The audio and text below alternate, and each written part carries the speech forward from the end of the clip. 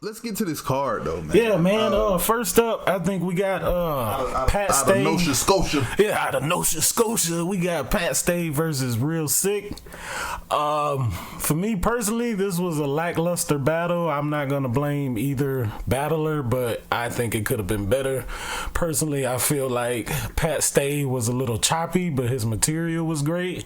Real Sikh was Real Sikh. It was a good style clash, but my big thing is Pat Stay no longer a cheat code? No, Pat Stay is still a cheat code because in my mind, Pat Stay won the first round. Okay. He did a lot of things that... Pat Stay's biggest issue for me is the part where he gets to the end of his rounds and they end so flat. They end flat. And, you know, and I think that's just something that those type veterans do because Hollow the Don does that too. He gets to an end of a round and you think it's the end, and he probably could have ended it 6 bars ago, but he'll keep freestyling and throwing in extra shit, and that kind of take down the value of everything that he said before. Do you think that comes from trying to cater the crowd? Like they try to freestyle or look for something to reel the crowd in? It maybe what they was gonna end with probably doesn't land as intended. Yeah, because if I look at it in that perspective, that shows a lot of professionalism to be able to know your round so well and know if something doesn't hit and instantly shift into a freestyle. Yeah, hit or miss. That's a great transition. Yeah, I agree. And with Real Sikh, like Real Sikh is good. Real Sikh, I like what he does. He shows some personality. Yeah, well-rounded battle rapper. I could have did without the fucking gym schemes and all that shit. Yeah. And telling the nigga that like, yo, you ain't brolic no more. I tell you, that bar I did love is Mook went from yelling easy to now ducking them. Oh, that hit in the room. Did anybody see Easy gopher looking ass get so hype? He was in the background. You talk to him, Sikh. Talk to him. But that was a dope bar. The way Sikh correlates his rounds, I think only thing he's missing personally is he needs to be a little bit more direct. I think he has a lot of all over the place bars. Just I guess filler, if you will. But other than that, I don't really have too much bad to say about Real Sikh. I don't even want that to sound like a negative statement against him, but maybe something he can work on. Yeah. I mean, the thing about Sikh, and I guess this stands true with the Av battle too, is even in a potential defeat, quote unquote, like if you got past the 2-1, which I do, he still come out looking good. And you still look forward to whatever he's going to do next. And, I mean, the sky's the limit for Real Sikh. I can't think what it is that I would want him to do differently. You know what I'm saying? Just keep doing what he's doing. Really, I don't really have any changes I would make to his game. I guess he just has to understand the opponents that he going to sometimes, because when you're so serious and I'm a rapper and this rapper. Yeah, that's well put. Yeah, like you can't do that when you got somebody like Pat Stay who diffuses whatever the fuck you trying to do. He breaks down character very well. That's one thing that's a definite superpower for Pat Stay, and he does it in such a way that's just like the Taliban holla hand. Yeah, you know, it's in so many ways where it's like hard to figure out how to compete or defeat, because Pat Stay's just so unorthodox and you never necessarily know how he's gonna come, because if he gets serious, he has the rapping capability, but at any given time he could just joke you to death. Yeah. And all the big brolic and the I'm bad, Pat Stay will diffuse that like that. How did you call it? I got, I'm not gonna lie, man, I had Real Sikh first and third. Yeah, I mean, that first, if you gonna debate around, I think, see, that third, I think I had Pat Stay third clear, except for the part where he said, yo, he sent me a text and said, that lost it for me.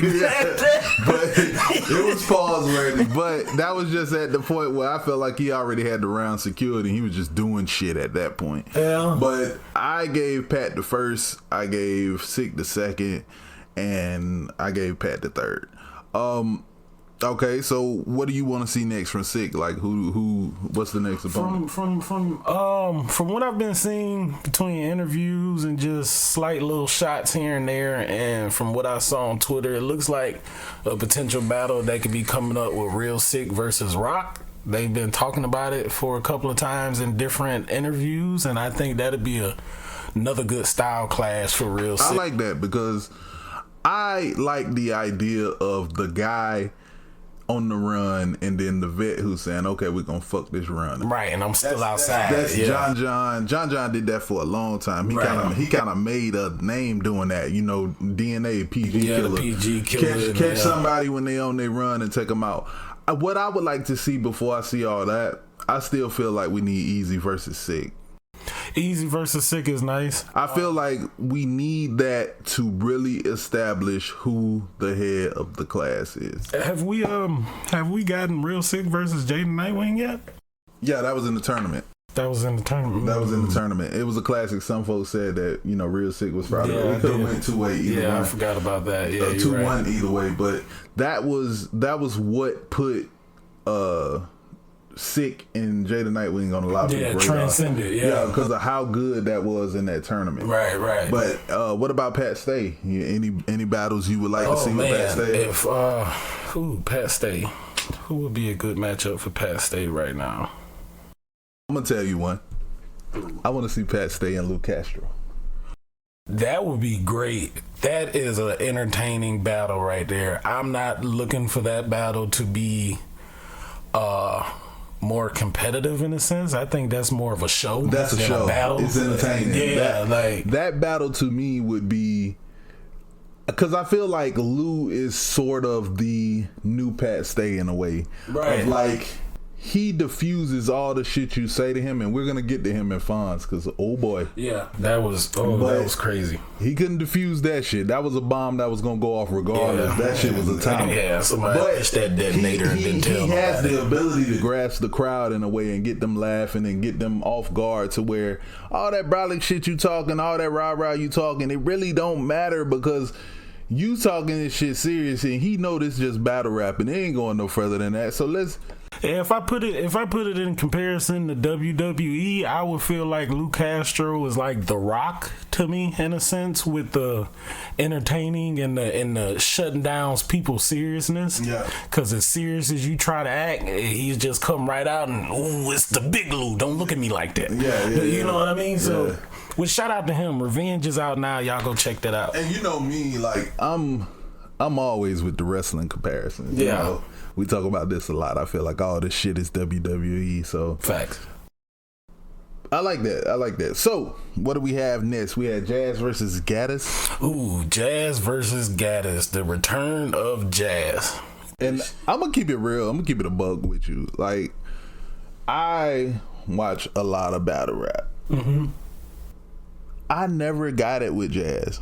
Like, I never did. I didn't. I don't know if it's just like I didn't watch the right battles, or it was like one of them you had to be there moments. But going back and trying to refamiliarize myself with her work, because, you know, as far as female battle rap go, I only really got into it like recently, so I gotta go catch up on that. But as far as like, you know, I understand what she do and what she bring, you know. As well as she's a mystery, but I think that's all part of her game plan, because she doesn't battle as much. But off of her showing this past Saturday, it proves she don't have to be as active, considering how well she did.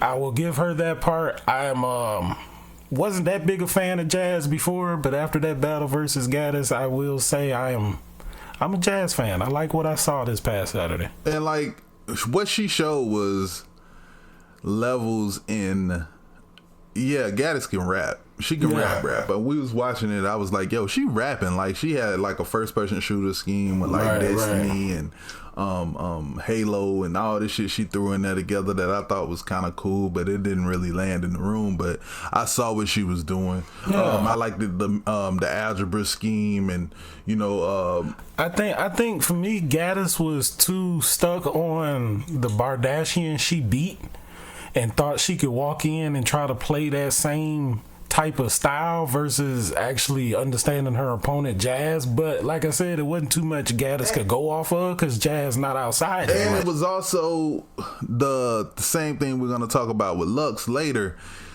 You could come in and you could prove that you can out rap somebody. Right. But this is battle rap. Right. This isn't rapping. This is battle rap. Yeah. If we was in a cypher, yeah.